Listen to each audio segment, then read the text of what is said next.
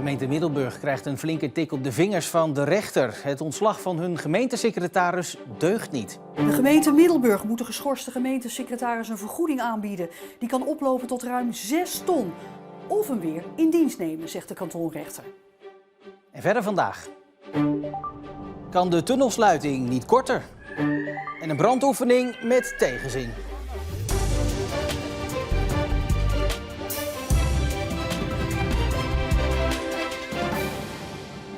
Goedenavond. Een arbeidsconflict dat wordt uitgevochten in de rechtbank is al geen fraai gezicht.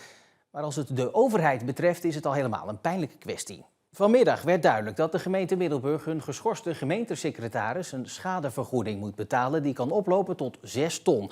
Of hij moet zijn baan terugkrijgen. Ik praat er zo meteen verder over met Aart van der Brink hier in de studio. Maar eerst de kwestie in het kort. Gemeentesecretaris Aart van den Brink en burgemeester en wethouders troffen elkaar vorige maand voor de Middelburgse kantonrechter. Van den Brink pikte het niet dat hij met onmiddellijke ingang was geschorst. Dat resulteerde volgens hem in gespeculeer over mogelijk grensoverschrijdend gedrag. En dat terwijl hij het naar eigen zeggen alleen had opgenomen voor zijn ambtenarenkorps. Dat het zwaar te voortduren zou hebben door een overambitieus college. Het ging vooral over de waardering, het respect dat het college voor de ambtelijke organisatie en de medewerkers heeft. Dat was niet voldoende? Dat was niet voldoende. Ik vond het mijn taak om daarop te wijzen. En dat is natuurlijk niet leuk om te horen voor een college als dat bij herhaling gebeurt. En dat zorgt ook best voor wrijving. Volgens Van den Brink kreeg hij in al die jaren in Middelburg alleen maar goede beoordelingen. Meningsverschillen met het zittende college zouden in korte tijd zijn geëscaleerd. Daarover staat weinig op papier, gaf burgemeester van Maastricht toe. Je begint niet meteen met elkaar brieven en functioneringsgesprekken te houden. Het is overigens niet zo dat er helemaal niets op papier stond. Hè. Het is wel degelijk zo dat wethouders, ook de heer Van der Brink, een aantal keren ook op papier hebben aangegeven dat dingen niet de goede kant op gingen, dat ze zich grote zorgen maakten. En nou ja, vandaag is ook betoogd dat dat gewoon naast neer is gelegd.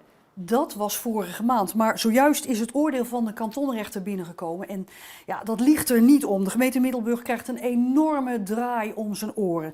Het ontslag van de gemeentesecretaris deugde niet. Er is sprake van ernstig verwijtbaar handelen door de gemeente. En daardoor moet Middelburg de gemeentesecretaris een vergoeding aanbieden. Ja, die kan oplopen tot ruim 6 ton als hij voor zijn pensioen geen andere baan vindt. De kantonrechter biedt de gemeente zelfs aan. Je kan ook binnen 14 dagen het ontslagverzoek intrekken, zodat Van der Brink weer gewoon aan het werk kan. Ik praat erover verder met de geschorste gemeentesecretaris zelf, Aart van der Brink. Hartelijk welkom. Nou is er gezegd door de rechter dat er ernstig verwijtbaar is gehandeld, maar ook dat ze dit weer ongedaan kunnen maken, zogezegd, door u uw baan terug te geven. Wilt u die baan nog wel terug? Nou, er is natuurlijk heel veel gebeurd, maar de inzet van ons was steeds om weer terug aan het werk te gaan. Ik ben daar nog steeds graag toe bereid. Ik heb altijd graag en met plezier gewerkt voor de gemeente Middelburg, maar die stap zal aan het college zijn om het overleg te openen.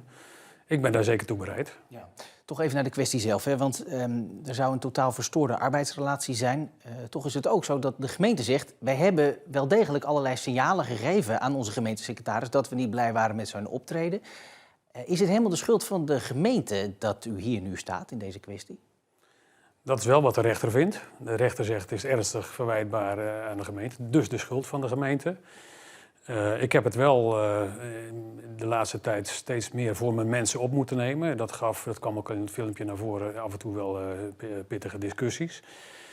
Maar ja, dat zou ik weer doen. Kijk, mensen die gewoon hun best doen en voor hun zaak staan, die moet je in principe steunen. Als ze structureel fouten maken of niet goed functioneren, moeten ze daarop worden aangesproken. Ik heb zelf alleen maar zeer goede beoordelingen gehad van alle colleges, zogenaamde A-beoordelingen. En als het college vond dat er iets niet goed ging, dan zijn daar functioneringsgesprekken voor om dat aan de orde te stellen. En dat is nooit gebeurd. Nee, want daarin kreeg u altijd een goede beoordeling. Exact. Ja. En u zegt ook, al het personeel verder staat ook aan mijn kant in deze kwestie. Nou, in ieder geval zeer grote delen van het personeel. Ik heb een schoenendoos vol, heb ik ook in de rechtszaak gezegd, met steunbetuigingen van het personeel. Het managementteam, heel veel medewerkers. Dat zullen ze niet alle 500 zijn misschien, maar het overgrote deel wel. Die hebben mij allemaal gesteund, waar ik zeer dankbaar voor ben. Dat getuigt ook van waardering voor mijn persoon, denk ik. En voor het managementteam, hoe het altijd gegaan is. Ze hebben ook geen van allen een verklaring af willen leggen bij het onderzoek dat het college heeft ingesteld tegen mij. Het managementteam niet, de ondernemingsraad niet, de griffier niet, collega gemeentesecretarissen niet. En één ding heeft me wel dwars gezeten, dat ze in dat onderzoek gebruik hebben gemaakt van 1 anonieme ambtenaar. En dan ook nog een ambtenaar met hele sterke politieke banden met een van de coalitiepartijen. Dat vond ik eigenlijk wel onder de gordel. Maar goed, het is aan de politiek en aan de journalistiek om daarmee verder te gaan. Ik wil er ook geen naam meer noemen. Ik voel me breed gesteund door alle medewerkers. En daar ben ik erg blij mee. Ik was liever aan het werk gebleven, maar Goed, nu het zo is. Ja. Als u het college het zo kwalijk neemt, hè, want u zegt ook hoe ze hebben gehandeld met zo'n anonieme getuige, dan wil je daar toch ook niet meer werken? Nou ja, de rechter zegt, het college heeft de deur in het slot gegooid. Dat was bij het begin van de rechtszaak dat de burgemeester namens het college zei, het is uitgesloten dat Van der Brink terugkomt.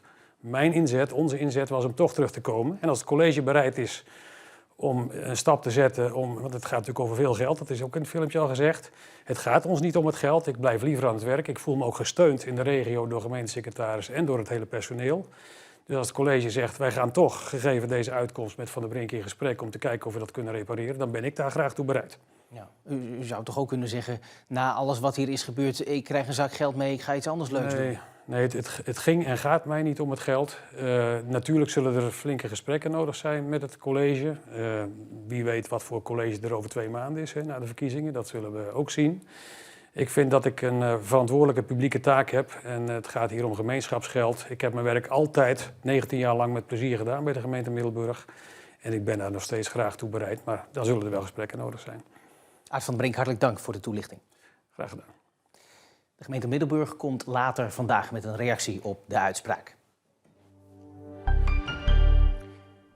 De Partij van de Arbeid in Terneuzen wil dat uitgezocht wordt of de sluiting van de oostbuis van de Westerschelde-tunnel volgend jaar korter kan. Volgens de tunnel kan het niet anders, maar de PvdA oppert een aantal technische aanpassingen en wil dat de gemeente die door onafhankelijke ingenieurs laten onderzoeken. De oostbuis gaat in januari volgend jaar 4 maanden dicht om een grote scheur te repareren. Er is discussie over de vraag of Zeeuwse politici meerdere functies mogen uitoefenen.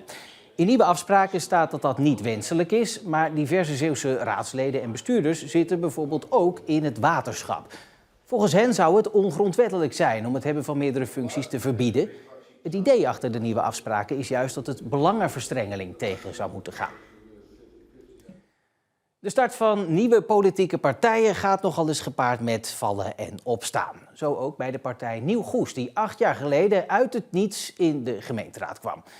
Sindsdien is er een hoop gebeurd en stapte hun wethouder zelfs plotseling uit het college.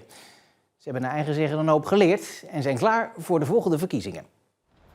Het stadskantoor van Goes. Het is de politieke arena voor de lokale partij Nieuw Goes, waar ze zin hebben in de gemeenteraadsverkiezingen. Met goede moed.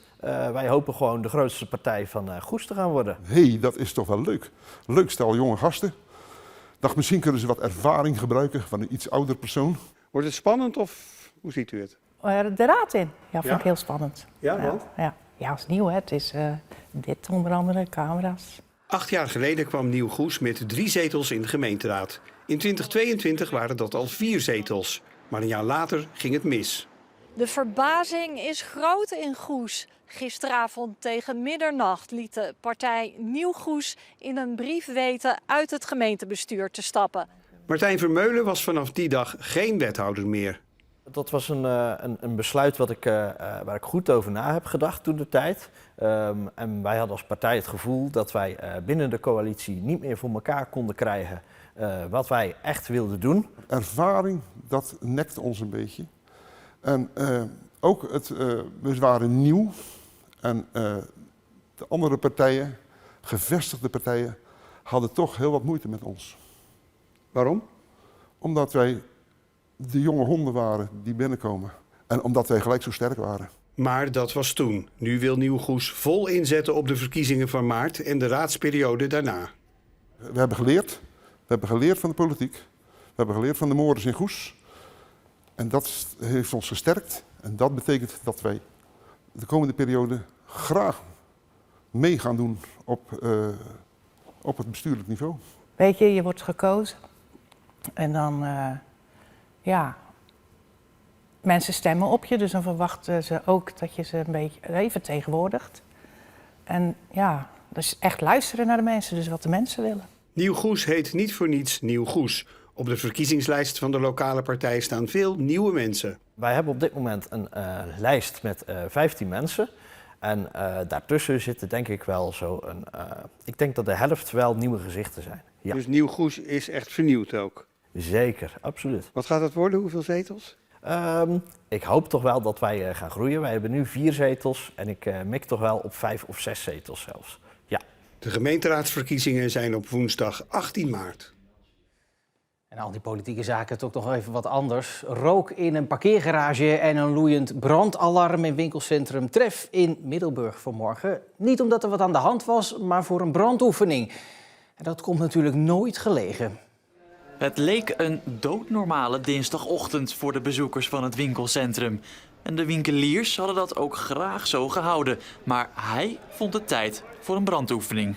Ten eerste, de winkeliers willen dit niet, want die krijgen dan winkelderving. Dus ik sta echt tussen de winkeliers in en de norm. De norm is dat het elk jaar moet gebeuren. Dus ik heb er echt wel voor gevochten om dit voor elkaar te krijgen bij de winkeliers. Maar nu zijn ze zover. Het is goed, Willem, we doen het. En dus bootst de brandweer een brand na in de parkeergarage. En gaan de sirenes af in het winkelcentrum. En hoewel niet iedereen haast maakt, staan de mensen wel snel buiten. In de regen, met frisse tegenzin. Ik wil gewoon mijn boodschappen doen. Net zoals al die mensen hier. We stonden gewoon rustig onze frikandelbroodjes af te rekenen. Gebeurt er ineens dit? Wij denken, wie heeft nu alweer die winkel afgefikt? Komt mij niet zo gelegen eigenlijk, maar nee. Wat haast? Ja, in feite wel, ja. Maar het feit is ook dat iedereen binnen een kwartier buiten stond. Een geslaagde oefening dus, die, als het aan hem ligt, ieder jaar wordt herhaald. Het was een natte en koude toestand vanmorgen met veel regen en wind. Vanmiddag waren er ook nog wat buien, maar de wind die nam gelukkig wel wat af in kracht.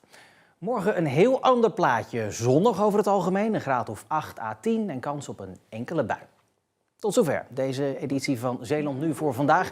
Meer nieuws vind je natuurlijk altijd online in onze app en ook op omroepzeeland.nl. En ik wens je voor nu nog een heel mooie dinsdagavond.